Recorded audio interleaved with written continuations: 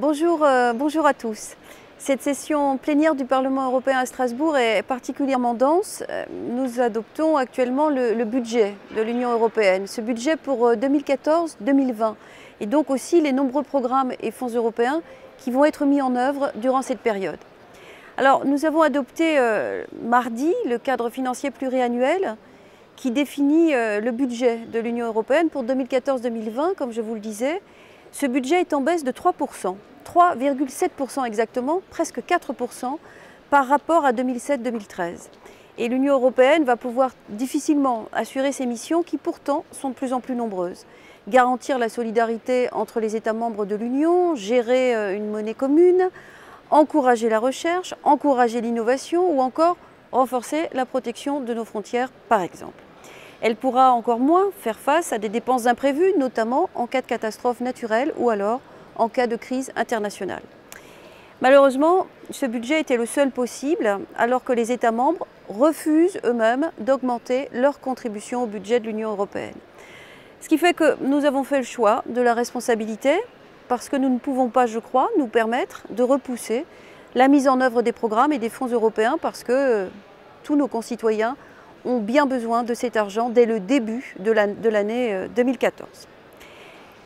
Mercredi, le Parlement européen a adopté les 4 règlements définissant le fonctionnement et le budget de la politique agricole commune 2014-2020 qui sera doté de 373,2 milliards d'euros.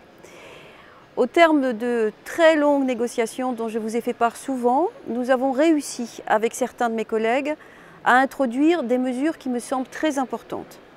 L'introduction d'une réserve de crise de 400 millions d'euros, le versement d'une dotation supplémentaire de 25% pour les jeunes agriculteurs pour encourager le renouvellement des générations. C'est un enjeu majeur, vous le savez, j'y tiens beaucoup. Pour autant, ce budget de la PAC est en baisse de 12% par rapport à 2007-2013 et je crois qu'il reste largement insuffisant pour soutenir le développement rural et le maintien de la filière agricole et agroalimentaire à la hauteur des besoins.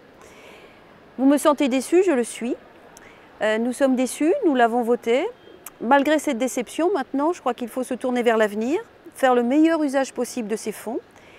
Et la balle est cette fois dans le camp de la France. J'invite la France, expressément, je l'ai fait à de nombreuses reprises, à préparer dès à présent les mesures d'application de la PAC afin que nos territoires ruraux, nos producteurs, nos agriculteurs puissent bénéficier au plus vite des fonds européens. Nous ne pouvons pas nous permettre un retard dans la mise en œuvre de la PAC alors que les filières agricoles et agroalimentaires sont aujourd'hui en grande difficulté. D'autres États membres sont bien plus près que nous. Voilà, en bref, certaines des mesures parmi les plus importantes adoptées lors de cette session plénière. Nous avons abordé d'autres sujets très importants aussi, tels que la politique régionale, la politique de recherche et d'innovation pour la période 2014-2020. Je vous en reparlerai une autre fois. Je vous remercie de votre attention. Je vous donne rendez-vous à la prochaine session plénière qui se tiendra du 9 au 12 décembre 2013. Et d'ailleurs, j'aurai le plaisir d'accueillir à cette occasion des groupes de nos concitoyens venant de l'Eurocirconscription Grand Ouest. À très bientôt.